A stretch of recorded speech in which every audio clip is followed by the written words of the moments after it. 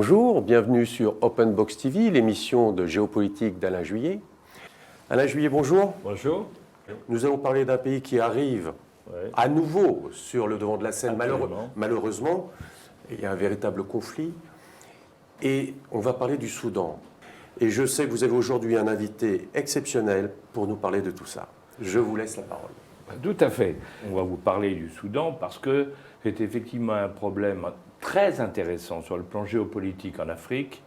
Parce qu'au moment où vous avez tout le Proche-Orient qui est en train de se stabiliser avec de nouveaux rapports de force, mais alors il y a un problème qui reste encore très important, c'est celui du Soudan dont nous allons parler aujourd'hui.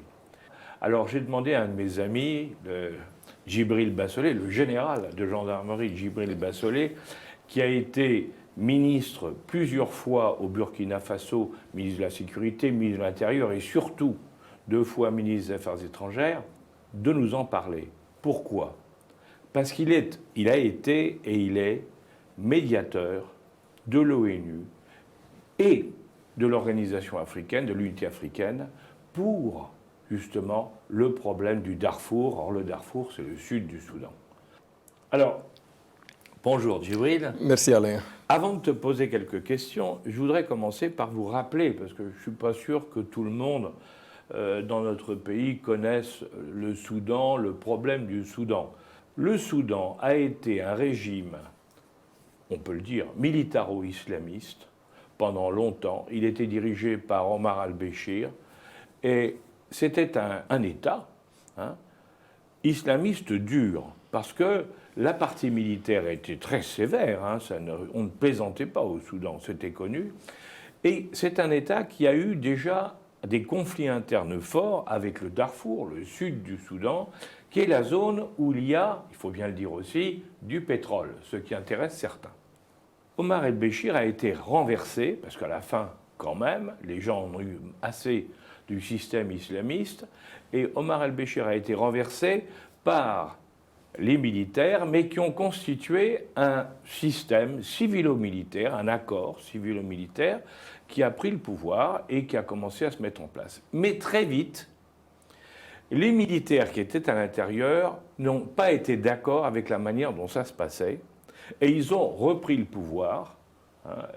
Les forces armées locales, nationales, soudanaises, ont repris le pouvoir, en mettant comme président le général al-Burhan, qui est le patron de l'armée, des phares, et en prenant comme adjoint, comme vice-président, le patron des forces de sécurité d'Aglo et Midi, qui est lui, par contre, un autre volet. Alors, et là, on va en parler, parce qu'il faut bien différencier ces fameuses forces armées avec ces forces de sécurité qui font partie, d'une certaine manière, des forces armées, mais qui n'en sont pas, et qui ont une expérience incomparablement plus importante que les autres sur beaucoup de domaines, en particulier sur la partie guerrière. Tout le monde a dit au niveau international, c'est pas possible, vous n'allez pas remettre un système militaire au Soudan. Donc il faut remettre un système civilo-militaire. Et des négociations ont commencé pour les amener à évoluer de là, depuis ce coup d'État, à cette position de militaires contrôlant tout, à une position où les civils reviendraient et reprendraient une part importante. Et c'est dans ce cadre-là qu'il y a eu tous ces efforts internationaux qui ont été faits. Le problème, c'est que jusqu'à maintenant, on n'y a pas réussi à trouver une solution d'ensemble et que les forces armées nationales ont bombardé des villes et des habitants, donc si vous voulez les populations civiles, mais tout ça dans un cadre de combat extrêmement dur dans les villes, combats urbains, mais également on voit qu'il y a aussi des combats un peu partout. Pour essayer de comprendre qui sont les acteurs, qu'est-ce qu'on peut attendre, comment ça se passe, et je dirais, et les espoirs qui sont mis dans une médiation où là, qui peut mieux nous en parler que mon ami Djibril, parce que n'oubliez pas, quand vous regardez la carte, que le Soudan, c'est au sud de l'Égypte, c'est à côté de la Libye, c'est à côté du Tchad, c'est à côté de la République démocratique du Congo. On voit que c'est un peu un cœur. Si c'était un foyer islamiste À quoi ça sert de vouloir éradiquer l'islamisme de l'autre côté si on laisse créer un nouveau foyer dans cette zone? Alors, Djibril, rebonjour. Bonjour, Alain. Première question, les deux opposants en définitive, les phares et les forces de sécurité. Qu'est-ce qu'on peut en dire? Comment on peut les définir? Toi qui les connais bien, tu connais tous ces acteurs. Oui, bon, en fait, grosso modo, on a l'armée soudanaise dirigée par le général Burhan et ce qu'on appelle les forces d'intervention rapide dirigées par le général Emeti. Vous avez très bien planté le décor. Je pense que ces deux composantes-là doivent être considérées comme les composantes à part entière des forces de défense et de sécurité du Soudan. Ce qui serait une erreur, c'est de continuer à considérer les RSF comme des supplétifs marginaux. Non. Depuis la guerre du Darfour, ils ont joué des rôles extrêmement importants pour l'armée soudanaise et il est de bon ton aujourd'hui de les considérer comme une composante à part entière et d'envisager par la suite une forme d'intégration, de fusion ou à tout le moins de cohabitation. C'est la cohabitation entre les deux entités qui pose problème aujourd'hui. Les forces de sécurité, si je me souviens bien, au début, c'était effectivement des supplétifs de l'État d'Omar el-Béchir qui faisaient le sale boulot à la place de l'armée. On les appelait les Moudjahouides. Les Janjaouides, je me souviens bien. Ces forces de sécurité après le Darfour, elles ont été partout. Elles ont été au Yémen, elles ont été partout où le Soudan, Omar el-Béchir, a eu besoin d'envoyer des combattants au Yémen, en Libye. Ils ont utilisé ces supplétifs-là, qui à force ont acquis un savoir-faire, un équipement considérable, très moderne, et puis des réseaux. Ce qui fait qu'aujourd'hui, ils revendiquent une place à part entière dans le dispositif de défense et de sécurité, ce que l'armée a du mal à accepter. Voilà. Donc le problème vient de là. Il faut aussi rappeler que l'armée soudanaise, comme l'armée d'un autre pays voisin, bénéficie de privilèges exorbitants. Voilà. C'est comme un État dans l'État. L'armée a des sources de financement, des activités économiques qui échappent quelquefois même au contrôle de l'État. C'est des privilèges énormes. Donc, ils se battent aussi en partie pour ça. Mais je pense que le plus important pour le continent africain d'une manière générale, c'est que le Soudan ne devienne pas une seconde poudrière après la Libye. Et si la même chose se produit au Soudan, je pense que le Sahel aura vraiment du mal à se stabiliser. Et surtout qu'au Soudan, eux disposent d'industries militaires, ils fabriquent des armes. Les complexes de Yermouk produisent des armes, ce que la Libye n'avait pas. Et deuxièmement, vous l'avez très bien dit, quand on regarde les pays voisins du Soudan, ne serait-ce que le Darfour déjà est voisin de la Libye, de l'Égypte, du Tchad, pour plus de 1000 kilomètres, la Centrafrique, du Soudan du Sud. Alors, et tous ces pays, évidemment, ont des processus de stabilisation assez fragiles. Si le Soudan venait à imploser, il y aurait une circulation anarchique d'armes et de combattants qui compromettrait nécessairement le processus de stabilisation dans ces pays-là. Et je pense que ça serait une grosse catastrophe pour le Sahel d'une manière générale, sans compter le désastre humanitaire qui s'annonce. Est-ce qu'on peut arriver, ou est-ce qu'il y a actuellement des efforts qui sont faits pour essayer de réduire cette catastrophe humanitaire? Est-ce que les ONG, les pays étrangers, parce que là c'est... Je pense que ce qui, dans cette guerre, produit un désastre humanitaire, c'est les bombardements aériens. Bon, oui.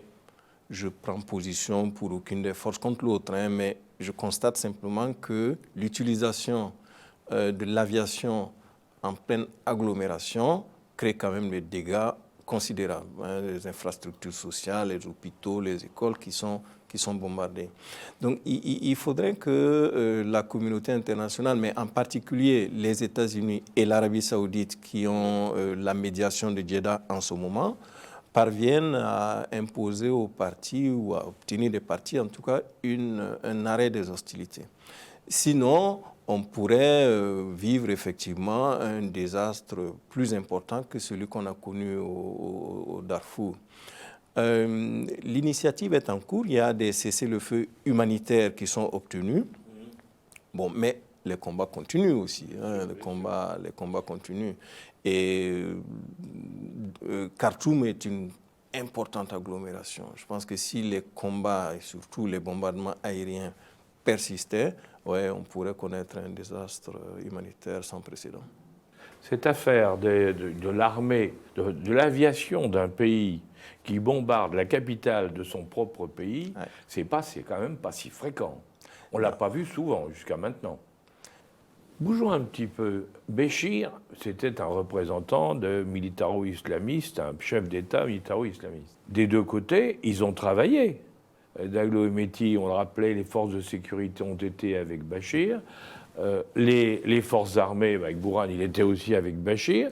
Donc, il y a eu un coup d'État parce que tout le monde en avait assez de l'islamisme.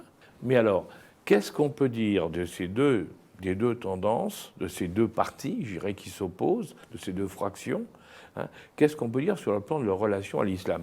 Historiquement, il faut dire que le régime d'Omar el-Béchir est un régime d'obédience islamiste, quand même, oui, hein, avec Hassan el-Tourabi à l'époque, même s'ils ne se sont pas entendus par la suite. Et oui, et Béchir a eu besoin, effectivement, de l'appui des frères musulmans, qui étaient aussi des supplétifs au même titre que les autres. Hein. Sauf que, Dieu merci peut-être, ils n'ont pas pu se structurer comme les forces de défense et de sécurité. Bon. Mais ils existent, ils sont là. Et la tendance il paraît, hein, est que du côté des nostalgiques de Hassan el-Béchir et des sympathisants du général Bourhan, ils feraient appel à des groupes islamistes, ce qui n'arrange pas les affaires de l'Égypte aujourd'hui, qui semble-t-il, soutient plutôt le général Bourhan, mais qui sont assez hostiles aux frères musulmans pour des raisons que vous connaissez bien. Alors, ils n'ont peut-être pas une aussi grande autonomie. Hein. Les frères musulmans, les groupes islamistes n'ont pas une très grande autonomie. On peut espérer simplement que voilà, les deux parties finissent par les maîtriser au moins. Sinon, voilà. Il faut se souvenir que depuis le début, depuis Gamal Abdel Nasser et puis après avec l'assassinat de Sadat et autres, les frères musulmans, ils sont très mal vus en Égypte. Hein. Oui, et du côté de l'Arabie saoudite, c'est pas mieux. Ils les détestent, ils en ont été quand le Qatar a accueilli les chefs des frères musulmans. L'Arabie saoudite en a été jusqu'à faire le blocus du Qatar pendant 2 ans pour les empêcher de les accueillir. Donc les deux pays qui poussent à la médiation, il n'y en a pas un qui est pour les frères musulmans. Non, heureusement. Mais ça devrait réduire leur influence malgré tout. Mais il reste quand même qu'il y a des tendances islamistes. Alors moi, on m'a dit qu'il y en avait beaucoup du côté de l'armée en particulier. Mais qu'est-ce qu'il faut y penser? Alors là, sur le plan justement de parce que ce risque derrière la tendance islamiste, c'est qu'il faut connaître le parti qu'il faut essayer d'encourager ou sur lequel il pourrait essayer d'imposer un peu sa vision aux autres, en espérant qu'on n'aura pas justement une tendance qui soit trop islamiste compte tenu de ce que ça peut représenter pour toute la région. D'une manière générale, ces groupes islamistes profitent toujours des désordres, profitent toujours des conflits. Aujourd'hui, ils s'invitent parce qu'il y a un affrontement entre les deux composantes et ils espèrent pouvoir venir en aide à l'une ou l'autre des parties pour se faire une place, pour s'implanter. Je pense que du côté du général Mehdi, il y a effectivement cette tendance à aller vers la démocratisation. Il faut quand même se souvenir que dans le coup d'État, dans la révolution soudanaise 2018-2019, Hemeti apparaissait effectivement comme un de ceux qui se battaient pour la démocratisation. On dit d'ailleurs qu'il a des ambitions présidentielles, ce qui, si c'est dans un cadre démocratique, au fond, pourquoi pas? Voilà, pourquoi pas, ouais. Bien. Mais il a aussi l'inconvénient, dont on dit qu'il a flirté avec le groupe Wagner. Bon. Oui. Mais les proches de Hemeti expliquent qu'en réalité, la collaboration avec Wagner avait été faite dans le cadre de l'ensemble des forces de défense et de sécurité pour l'entraînement, les équipements, ainsi de suite. Alors, au stade actuel, je ne crois pas, parce que ça serait vraiment un inconvénient vis-à-vis des Occidentaux. Je ne crois pas qu'il y ait des apports de Wagner dans le combat actuel qui se déroule entre les deux factions. Alors j'ai vu récemment là-dessus, sur Wagner, que alors Wagner se fait payer comme en Centrafrique, comme au Mali, se fait payer en mine d'or, hein, en or.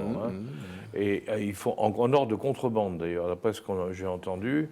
Hein, c'est des petits avions qui chargent de l'or qui ont été extraits dans les mines et qui les renvoient en Russie, puisqu'on sait, on l'avait expliqué dans nos émissions il y a longtemps, on avait expliqué que les Russes ayant décidé de remplacer le dollar par l'or comme monnaie, comme garantie pour leur monnaie, ben, il fallait qu'ils en trouvent et qu'on n'a pas vu venir, mais ils ont été en chercher dans toute l'Afrique. Mais ce qu'on m'a dit aussi, c'est qu'actuellement, l'or qui part par Wagner, qui est récupéré au Soudan, passe par les forces armées.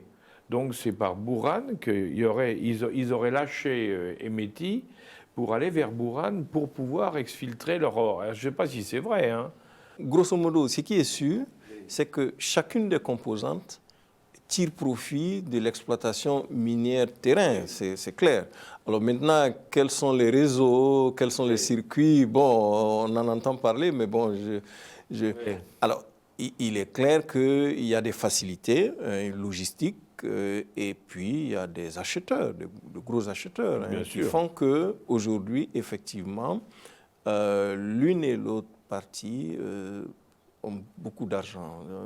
Parce que l'armée, dans ce pays, l'armée a des pouvoirs exorbitants et gère des entreprises, c'est un peu comme en Algérie en définitive, hein, où les généraux contrôlent des quantités d'activités.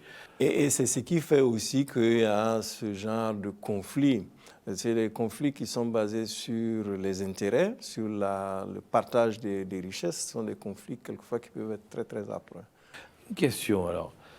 On parlait de la médiation par l'Égypte et l'Arabie saoudite, donc pays du Nord, pays méditerranéens si on peut dire.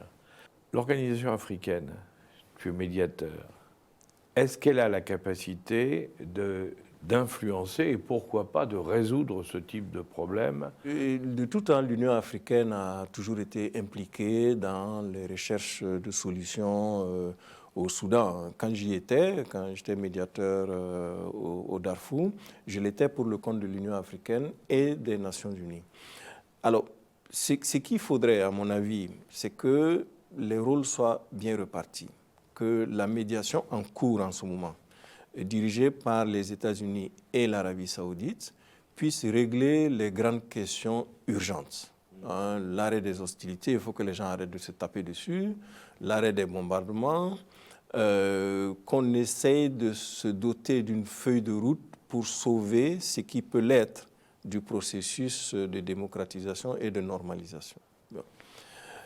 Deuxième étape, et là l'Union africaine l'Union en concertation avec les autres, avec la Ligue arabe, pourrait prendre le leadership sur la recherche de solutions durables de paix, des questions d'élection, de démocratisation, et aussi la délicate question de la cohabitation des deux entités, parce que tant qu'on ne l'aura pas réglé, ces deux composantes des forces armées soudanaises vont toujours engager des bras de fer qui vont être nuisibles pour la paix et la stabilité.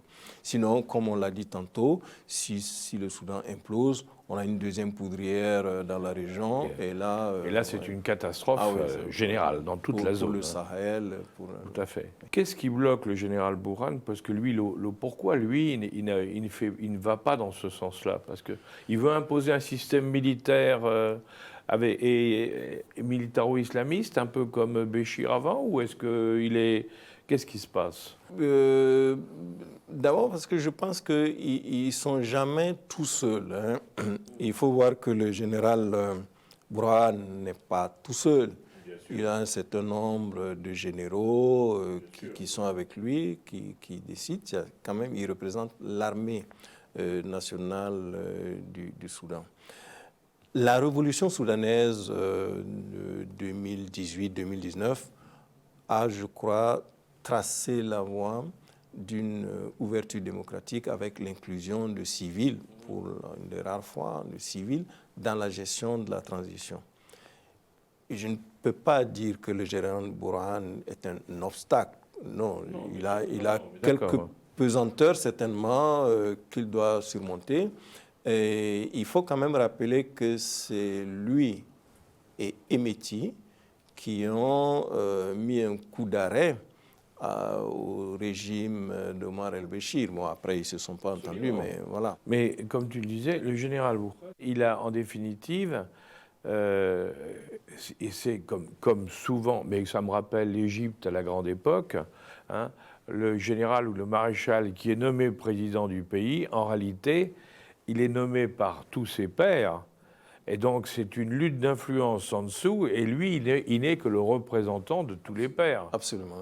Il semble que le général Emeti lui-même aurait quelques ambitions, ce qui est tout à fait compréhensible. Le gros avantage de son camp, lui, c'est qu'il est le chef. Emeti il n'y a pas de pression dessous. Voilà, il est le chef quand il décide. Bon, de l'autre côté, il y a plutôt comme une espèce de consensus à rechercher à chaque fois, ce qui n'est pas évident. Comme tu le disais, évidemment, il y a des extrémistes, il y a des nostalgiques. Bon. Dans la tentative de rapprochement entre les deux partis qui a échoué il y a quelque temps, il y a 3 mois, une des idées, c'était d'intégrer les forces de sécurité qui ont toujours été à part, de les intégrer dans l'armée. Est-ce que ce n'est pas un moyen de les énerver, de les pousser à ne pas accepter un rapprochement? C'est clair que le problème se trouve là, c'est clair. Comment amener ces deux entités à s'accepter? Oui. Et alors, je ne sais pas si c'est la fusion qui est prévue, si c'est les intégrations. Enfin, moi, je me rappelle d'un exemple d'intégration-fusion réussie, c'est celui de la Côte d'Ivoire. Ouais. Quand les forces nouvelles de Guillaume Soro, qui combattaient contre l'armée du président Gbagbo, à la signature de l'accord de Ouagadougou, ils ont convenu de fusionner ces deux entités et de créer une nouvelle armée sur la base de l'intégration-fusion. Ça a très bien marché. Alors, on a deux composantes extrêmement importantes qui existent, ce sont des réalités. Maintenant, comment les amener à se mettre ensemble pour assurer la paix, la stabilité, la défense du Soudan? On a eu un accord en 2020, je crois, l'accord de Juba, qui a suscité beaucoup d'espoir, où le gouvernement de transition s'est entendu avec l'ensemble des mouvements armés du Darfour, du Kordofan, du Nil bleu. Mais cet accord est resté lettre morte en quelque sorte. Et pire, Mini Minaoui, ces derniers temps, est retourné au Darfour pour appeler les civils à s'armer à nouveau. Alors, j'ai bien peur. Mini Minaoui n'est pas n'importe qui. C'est quand même une des figures emblématiques des mouvements armés darfouriens, qui est signataire de l'accord de Djouba et qui en est un des heureux bénéficiaires d'ailleurs, puisqu'il a été nommé gouverneur de la région du Darfour. Ça ne peut c'est que... pas bon, ça peut recréer encore une explosion. Alors, bien sûr, bien sûr. C'est comme une troisième composante qui... Mais j'espère que tout ça va finir. Il faut que le combat s'arrête de toute façon.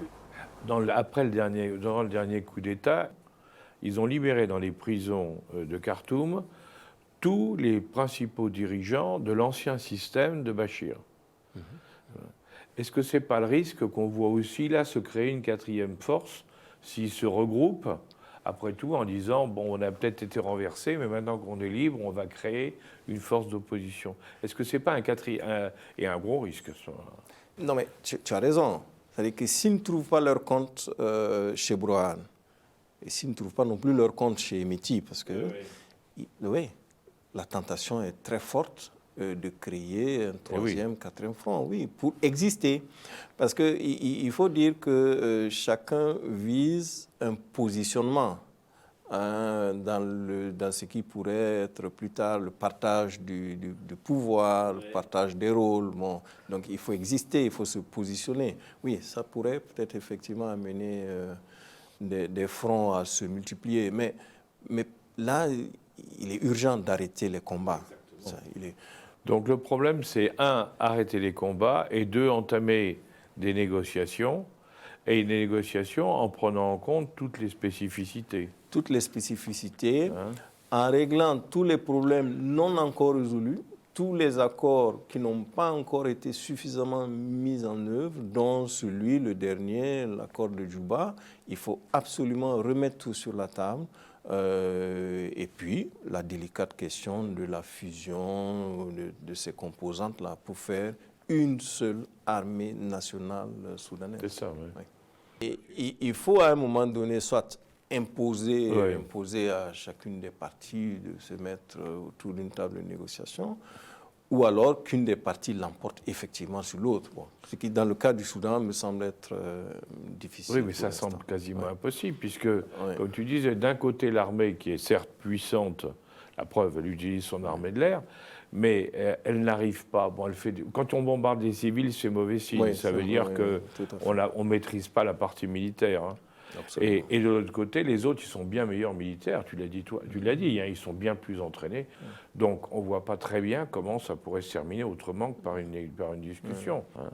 Il faut l'espérer. En tout cas, il faut y travailler. Moi, modestement, j'essaie d'encourager l'Union africaine, le président Azali, de persévérer dans cette initiative de paix. Mais peut-être que nous devrions aller au-delà et nous devrions pouvoir proposer aux partis des solutions. un plan de sortie de crise. Même si, comme tu l'as dit justement, des pays extérieurs peuvent aider, peuvent contribuer à certaines étapes, lorsqu'il s'agit de discuter véritablement, de construire un futur, là, c'est entre Africains que ça doit se faire. Absolument. Tous les pays extérieurs, en particulier les États-Unis, l'Arabie saoudite, peuvent aider énormément pour l'urgence de l'arrêt des hostilités, l'urgence humanitaire, c'est clair. Mais pour la résolution des questions de fond, et surtout pour préserver cet environnement dans le Tchad, j'ai assisté avec le Qatar à la recherche de solutions entre les politico-militaires et le gouvernement. Le processus est en cours. Il est question de mettre en œuvre un DDR.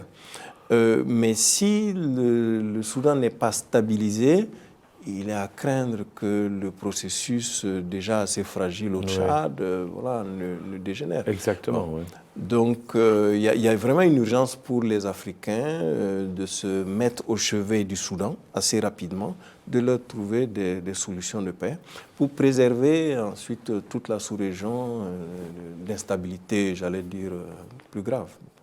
Je crois qu'on a bien, grâce à toi, et je t'en remercie parce qu'on a fait un beau tour d'horizon. Merci. Voilà, écoutez, merci. Encore une très belle émission sur Open Box TV.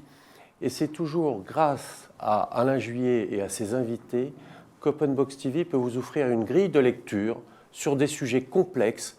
Et je pense qu'après chaque émission, vous y voyez toujours un peu plus clair et ça vous donne la possibilité d'avoir une réflexion plus en amont et vous projeter dans les années à venir. Merci et à très bientôt. Au revoir. Vous êtes de plus en plus nombreux à nous suivre sur Openbox TV et vraiment nous tenions à vous en remercier avec Alain Juillet. Et nous lisons tous vos commentaires qui enrichissent le débat et vraiment nous vous demandons de nous soutenir sur Tipeee pour continuer à avoir cette ligne éditoriale indépendante et vous proposer des émissions toujours de plus en plus enrichissantes.